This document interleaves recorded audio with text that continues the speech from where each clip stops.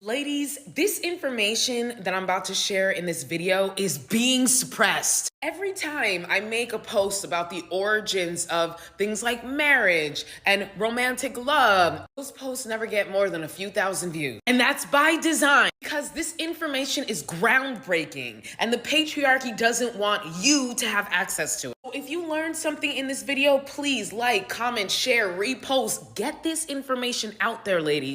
Romantic love was really invented by lower status men for lower status men, so that they might be able to compete with higher status men in the sexual marketplace for women. Because they didn't have the resources and the status and the opportunity that most women are looking for in their partners, they invented an intangible, romantic love that they argued was even more special and valuable than all of that mere stuff. It's kind of a spell that romantic lovers attempt to cast over their love objects. However, it's a tenuous, fragile spell that can really be broken at any time. So romantic love actually works only to the extent that the romantic lover succeeds in drawing the love object away from anything that would remind her, essentially, that the emperor has no clothes. Sort of attempting to draw the woman away from the world into this little universe of two, where everything that we need is in each other's eyes. Forget about everything else. Look only at me. It's a hypnotic spell whose objective is to lure the love object away from anything that could break the spell. That's why romance is generally a strategy for those who can't compete successfully in the world yet. A group that is overpopulated by young men. It's very, very hard to be a young man in this world, let me tell you. They're incompetent and inexperienced, so men can't do anything with them. And they're poor and low status, so women don't want anything with them. No young man is the king. And if they can't rule in the real world, one of their sexual strategies is to kind of hypnotize women with the fantasy of romantic love into following them out of the real world and into the universe of two, where he can be king. Do you understand now? We've been bamboozled, ladies. We've been hoodwinked. When I tell y'all, I thought I was going fucking crazy in my last relationship, and the whole time he was just using multiple logical fallacies on my ass. If you don't know what logical fallacies are, please go look them up. But basically, it's a way of detaching from your emotion and solely using logic to argue or to win arguments, like when you're in a debate. And when I tell y'all, it was so much gaslighting and invalidation and just weird shit going on, my mind was so confused. Like, I was literally like blindsided because I didn't know what was going on. All I knew was that I was confused. I didn't feel heard. I was trying to prove my case all the fucking time. Every time I would try to hold him accountable, it was some sort of deflection, some sort of, oh, but you did this, some sort of something. And I'm here to tell y'all right now, a man that really likes you is not about to go back and forth with you arguing or proving a point or trying to win in conversations. He wants to connect. He wants to make sure that you understand what he means and understands his side of the story without taking away from you. He wants to actually hear how you feel, hear what your perspective is of the situation, so that y'all can both come to an agreement, an understanding of what the fuck is going on. Any man who argues with you and tries to leave you in that confusion, or he wants to dismiss all your feelings and just leave you in a bad space, he does not like you. I promise, he does not like you. So here goes some of the comments.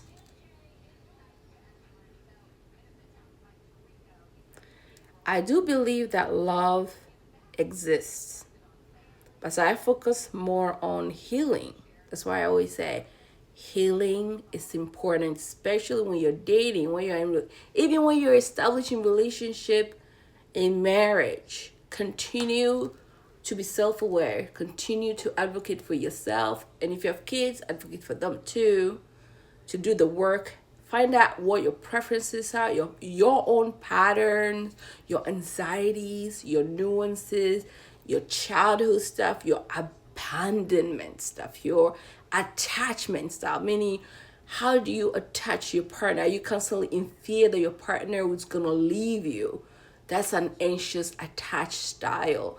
If your partner travels, or if you don't hear from your partner, are you feeling on edge? Notice the feeling that you feel. Do you easily feel triggered and abandoned? You gotta sit with those wounds, the discomfort of it, and work through it and process it. And some of the ways to process would be maybe going for a walk, going for a hike, drink a glass of wine sometimes, just a sip. Not, I'm just saying, throwing all the tools in toolbox to calm your nerves, but you gotta recognize what's happening to your nervous system. You're not sleeping because you haven't heard from him, because now you're anxiously attached, you're codependent, and maybe even trauma bonded. Codependent means if they're not okay, you're not okay. So until they're okay, then you're okay. So you do everything to make sure they're okay, including schmexing them really good. You get stigmatized meaning you get the good deeds, and then they hurt you and they come back and give you the good deed, the bedroom deed, and then you're stuck in that cycle of dopamine and withdrawal and dopamine, and you get stuck in that cycle of getting stigmatized, withdrawing. He's going away. Is he an avoidant and anxious attached go well together sometimes, because he's gone. He doesn't engage, doesn't call, doesn't check in. You're worried. Is he with another woman? Do I need to check his phone? Do I need to call where he's at? Are you calling his work? Are you driving to his work? Are you doing detective work, FBI work, all the stuff just for one partner? Do you know what that is doing to your inside, your internal cortisol level? Focus on the healing. Your pattern, your attachments. Go back. Are you an avoidant? Are you anxiously attached? Are you a mix of it all? Are you insecure? What was your childhood like? Were you abandoned? Do you feel abandoned emotionally, physically, psychologically as a child? Do you get triggered by your partner because of those abandonment wounds? So then they are wooing you with romance. I love you so much.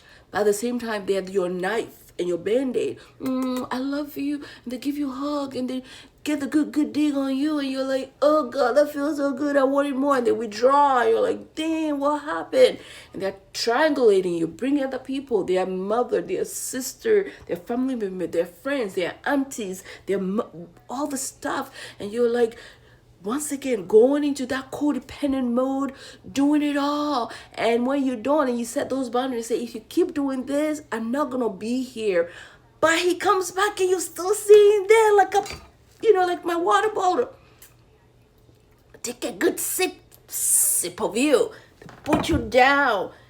And they come back and you're still there. And they can take that drink from you again and put you down. You're not removing yourself. You're not a water bottle. You're not an object. But that's where you got to align yourself well. So when you see those patterns, you see that you've been put a mask on. A man has put a mask on, and now he's taking it off and has used romance and seduction. The art of seduction, especially if a man who's good with manipulation and seduction and good with words. Just like, baby this, baby that, you're the most beautiful. And if you lack that sense of self, and you have that childhood abandonment wounds, and that man gives you that little bit of attention, and you're like, dang. It's also good. It's good to have that romantic love and nourishment and dopamine. But notice the mishmash, the triangulation, the pulling, the gaslighting, the things that happen between there or after the first few days of you being romanticized and seduced.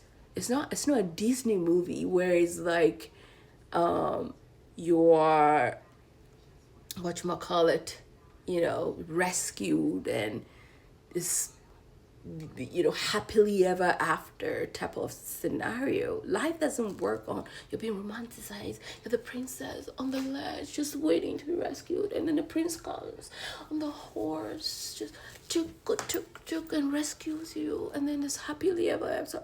How about the bills, the children, the weight gain, the loss, the grief, the this, all the things in between, and you're lacking that support from your partner. Yet they will romanticize you with their sweet words. But when it comes to the action of doing and showing up And each of you showing up to the relationship, they're not there. They don't want to do the work. But they have seduced you because your labor for them in the home is more important because they seduce you, they manipulate, drew you in. And they know just enough to give you, just like, going to Gumball, right? They give you enough and you win $1. You're like, oh, I won $1. Maybe I can win $100. And you keep putting your money in there, your energy, your light, your purpose, your time. You're never getting back that money, that time. So you gotta clock it. A lot of men will use seduction, romance to get you hooked. And you're spending a lifetime in that attachment. Anyway, I'll get back and maybe do a part 2. I never gave her safety. I never gave her stability, because safety and stability meant that she could relax and pause. And a woman who feels safe might realize that she doesn't need me. I created chaos inside the entire relationship, created fights over nothing. One day sweet, the next day cruel, going back and forth. And so she stayed second guessing herself, and I controlled her by keeping her anxious, because a stable woman can't be manipulated. But an anxious one stays locked into a relationship much longer than what they want to be.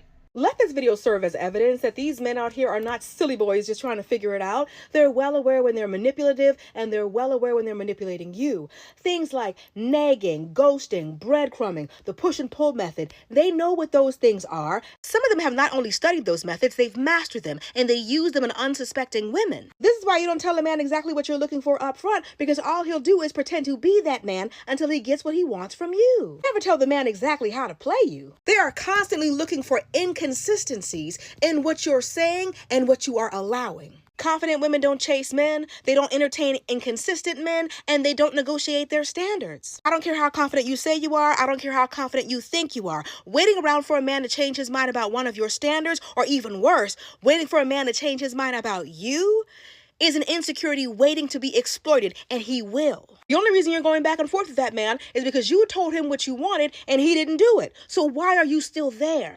A man in your life who does not bring you peace is only there to disturb yours. A sneaky way men manipulate women. Now, I call it the yes factor, and here's how it works.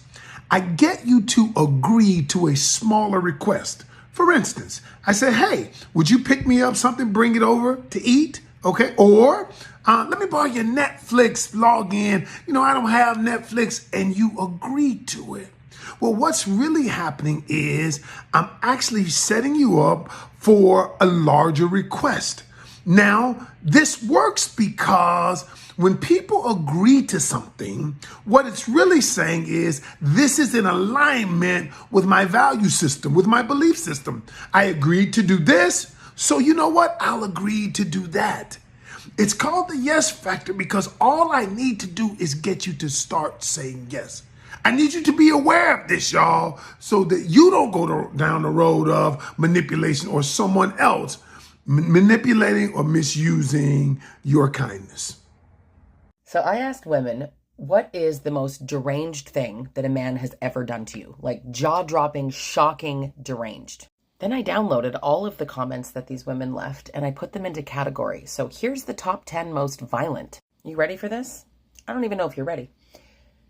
Knife at my throat 5 days after my precious sister died. Pushed me so hard to the other side of the room on a marble floor that I broke my knee while already going through C-section operation pain. Next is he tried to drown me in the bath with the baby in his arms. I knew that moment that I needed to leave. Number 4, he broke my nose and then gaslit me and said I fell on the floor and hit my face. Number 5, he choked me, gaslit me, said I was the bad person because I would cry and yell and apologize. He almost broke me. Number 6, he held a knife to my neck while I slept. I moved out and I'm now divorcing him. Number 7, he tried to strangle me, then stopped and tried to kiss me. When I turned my head away, he went back to bed and cried. Number 8, he crashed the car on purpose with me in it. And yes, he admitted that he crashed it on purpose. Number 9, he threw me in front of a moving car because I asked him to look for a job. Number 10, joked about forcing me to have kids and then unaliving us all when they got older. poured water on me at 5 a.m. to wake me and scream. Let me know if you want the top 10 most sadistic in the next video. A lot of men just kind of believe in women's suffering. You ever notice that? It's some moral code for them, right? Men are so unhappy in marriage, so women deserve to be unhappy too. So many of these men, right? They kind of claim to be the noble ones. And you hear that trope all the time, right? Where women are choosing their happiness over their families and men are choosing their families over their own happiness. And that's a good thing. That's this sacrifice that men are making. Women who choose divorce, they're selfish. But if I could just be someone to say that choosing your family over your own happiness isn't moral, it's stupid. What you're actually choosing is an unhappy family. You're choosing to teach your children that this is the way that it should be. You want your kids to think that suffering is normal? You'll notice, right, that men don't actually leave when they're unhappy. Women are the ones filing for divorce at alarming rates, right? So why aren't men leaving when they're so unhappy? It's because they're not unhappy. It's because men are benefiting from marriage, but there's the trope of like the ball and chain and the men who are just so unhappy being married, and yet every single study shows that men benefit in every possible way from being married. And a lot of men are like, no, women are the ones who benefit because when she leaves him, she takes half of everything. She takes half of her own stuff? Wow. Now you could tell these men that most women work, most women financially contribute to their own homes, and the ones that don't financially contribute in other ways. But the thing is, men don't actually value women's labor and they don't value women's contributions. So you can't win that argument because you're not valued. You could be the breadwinner and a man would tell you that you didn't contribute enough, that you're taking half his stuff. Men aren't miserable in marriage. They're miserable when women leave them and they take all the benefits with them. The myth that she takes all his money has been debunked so many times that it's actually funny when men say it. They're mad because they lost the maid, the stability, and the sex. That's the unhappiness. At the end of the day, it's not about sacrifice. It's not about marriage. It's not about family. It's about control. Men aren't actually asking, why are women so unhappy? They're asking, why aren't you suffering like I'm suffering? They want women to believe that misery is the price of commitment. Men just really resent the fact that women want more than suffering, that women deserve more than suffering. And quite frankly, in the words of Ali Wong, we have suffered enough. And the ironic part that I just need to really drill home here is that they aren't actually suffering. They want you to think that they're suffering. They live longer when they're in marriages. They're more stable in marriages. They're healthier in marriages. They make more money in marriages. The only time these guys are whining about their suffering is when their wives leave them. They want women to be as unhappy as they pretend to be. If you leave and then you're happy, that just shines this really bright light on the fact that he was never that good in the first place, that he never had it that bad. So I say all of this really to give you permission to leave your husband. If he's making you feel guilty and like, oh, you're leaving, you're going to destroy your family, oh, you're just choosing your own happiness, that's a good decision. You should totally choose your own happiness. And to be fair, so should men. And since men claim to be so much happier and every single study is just absolutely wrong, men are totally happy being single or being divorced, then why are you so mad that so many women are leaving, right? Here are some benefits to leaving your abusive husband when you have kids. The kids don't have to see or hear you being mistreated. The kids get relief from the fighting and tension, setting an example for them to never tolerate abuse. Did you know that your parenting will improve? Without all that added stress, you become a better mother. Relief from fear and danger. In some cases, not having to be verbally, physically, or sexually abused by him anymore. They have an opportunity to heal emotionally. They have an opportunity to mend their relationship with you and with each other. There's downsides too, I know. They're going to miss their dad. They're going to be jealous of two-parent families. Possible economic deprivation. Increased fear or danger. Being required by a judge to go on unsupervised visits. It's no wonder that many women feel paralyzed having to make a decision like this. If you can't leave right now, make a long-term plan. Lay the groundwork. An abuse-free life is possible. Toxic men, users, and abusers, they do have a heart. And you will see that heart the very moments you decide to try to leave that person. You only see that soft, vulnerable side when it's used to manipulate you into staying in a relationship. You only see them break down in tears when they are acting. They are acting because they want to use their emotions to trigger your emotional response to stay back in this relationship. What am I going to do without you? They break down like that, right? And you so used to seeing them mad or strong or stubborn that when you see this moment of vulnerability, they show you their heart when it's time for you to leave. You think you have made progress with them. You be like, wow, I'm finally getting it to him. I've been asking him to be emotional and transparent and tell me how he feels. And in this moment, he's showing me himself.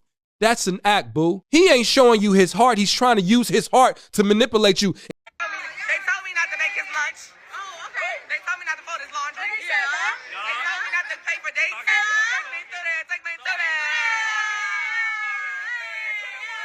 Some people are mad at her, but you absolutely can cook, clean, launder, and spend your way right into a wedding ring. And that's exactly what she's saying that she did. Congratulations to the happy couple. But there are women out there who don't want to exchange domestic chores for a wedding ring. And those women aren't wrong either. Genuinely hope for her sake, years down the line, she isn't back on the internet complaining that she's tired of being the only one cooking, and being the only one cleaning, and being the only one doing the laundry, and being the only one paying the bills. I hope that what she's signing up for is what she always wants to do, because you can't change the rules of the game once you've already started to play. I only disagree when she makes it seem like this is the secret to getting a ring. It's not a secret, and you're not guaranteed a ring. There are men out there who will let you do all of that and never give you a ring, and then to go on and marry another woman who they'll make sure never lifts a finger. If you really consider yourself a girl's girl, or you consider yourself a feminist or believe in feminism, you're supporting this, because we want what she wants. If you want to cook clean for a man, I want you to. If you want the kind of man who does those things too, I want that for you as well. And if you never want to get married, I want that for you. And if you want to be a rich auntie, I want that for you. If you want you and your man to be a dink,